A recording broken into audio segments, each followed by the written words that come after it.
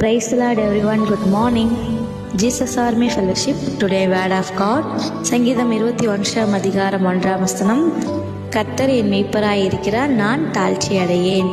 ஆமேன். கர்த்தருடைய நாமத்துக்கு மகிமை உண்டாவதாக.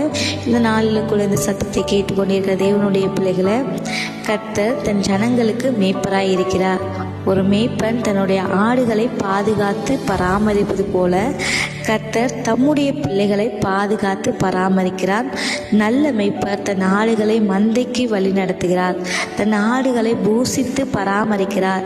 எனவே தான் தாவீது சொல்கிறார், இதை அறிந்தபடியால் கர்த்தர் என் மேய்ப்பராய் இருக்கிறார், நான் தாழ்ச்சி அடையேன் என்று விசுவாசத்தோடு உறுதியாய் சொல்கிறார். தாவீதுக்கு மேய்ப்பராய் இருந்த அதே கர்த்தர் இன்று நமக்கும் மேய்ப்பராய் இருக்கிறார். எனவே நீங்கள் இனி தாழ்ச்சி அடைவதே இல்லை. உங்களுடைய தேவைகள் கர்த்தர் அறிந்திருக்கிறார். அதை எப்பொழுது தர வேண்டும் என்பது அவருக்கு தெரியும்.